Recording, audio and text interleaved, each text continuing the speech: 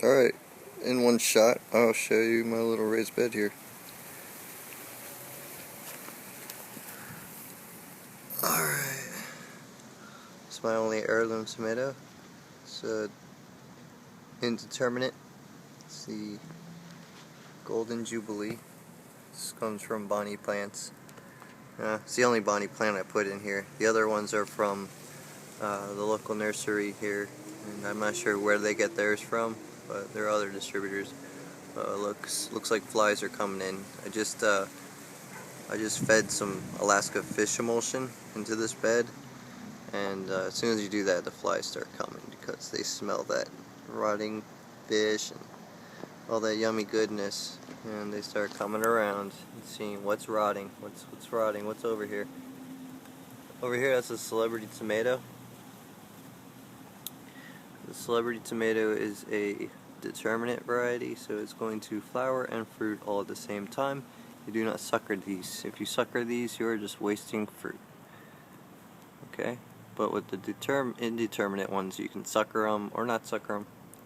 To sucker or not to sucker, that is the question. Whether it is to get larger fruit or to get a multitude of fruit of different sizes. It's your preference. If you sucker, then you'll get one vine with bunches of fruit along it, and they'll all be the same size, much as you would get in a grocery store. And that's pretty much the industrial way, or their operations go to do one vine. Back there is a Roma tomato. That's a determinate, so I don't sucker those. Actually, the shoots are pretty damn healthy, growing out. They look like little tomatoes growing on a tomato plant. Let's see. Those are each of the shoots, and see if you can get like a Herzog-esque kind of angle on that, huh? Disney Channel, Discovery Channel. I'm gonna try to keep PG-13 with my language, but if I let an F-bomb, I let an F-bomb. Back there is the beefsteak tomato. A lot of people say, I don't like my tomatoes to touch the ground. I don't like my tomatoes to touch the dirt. They're gonna get sick. Are you serious? I feel sorry for your kids in the future. If you have kids now, you probably don't let them have any fun. Your tomatoes are wild, man. They're natural, okay? They're plants. They're okay in the dirt, so just keep them healthy and happy. They actually put their leaves down towards the dirt. It's like, look at this one. Like, nobody told it to do that. What are you gonna do? Slap the tomato and tell it, don't put your leaf there? No. The tomato's gonna put its leaf there because, well, could be for stability. Maybe it's doing it for stability. Tomatoes are not stupid. Tomatoes are pretty smart. I mean, in the sense that we think, solving math equations is smart, but of course, tomato cannot solve a math equation, but tomatoes do look at the sun. If you turn them in a container, they'll turn towards the sun. So that's pretty smart to me. That's a Bush Champion tomato. It's already got 2 flowers on it. And it's also growing leaves towards the ground, and they're pretty good. I mean, I pulled off a lot of the ones had a little bit of a sickness. They had a little bacteria growing on them.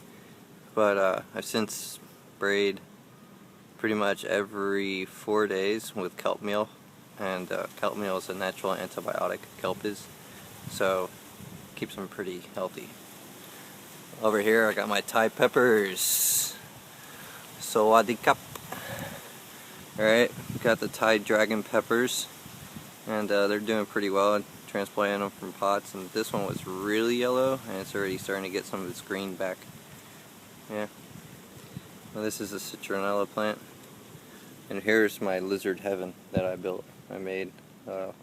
My whole idea of this raised garden bed was that I didn't really want to use 2x4s or anything wood that I would have to spend money on, so I just kind of would just wrangle pieces of wood and stuff, and pulled out a tree that was here, and I grabbed some wood that fell off. I bolted it down over there, and I put it all around here, and then I also gathered some rocks, put it in the front, make a nice little decorative. It rises about 6.5 inches from the ground. So that's my raised garden. It's a natural raised garden, I guess you could say. In the back, though, I built this retaining wall I built with a few pieces of 2x4. One long piece that you see, that piece you see is all the way across. It's about a 64-inch piece, and along the bottom it's pretty much sitting perpendicular to another bunch of 2x4s, because I couldn't get another 2x4 that long, so I put a bunch of 2x4s together. It's like, gives me about 5.5 inches of a retaining wall, so I put enough soil in there. I got my parsley right here. Parsley's doing pretty good. It's looking pretty healthy. My green onions. Anybody on my Facebook, you know, they saw my little post about the green onion. There's a green onion shot. Oh yeah, looks sexy for the camera, green onions. So that's a daddle pepper back there. That one's done phenomenal, like really awesome. Here, spinach, or not spinach, broccoli. That's Romanesco broccoli. And actually took the little seedlings and planted them, spaced them out. Here I'm just growing them in bunches, just for fun. There's the parsley, Thai pepper. This is tilo.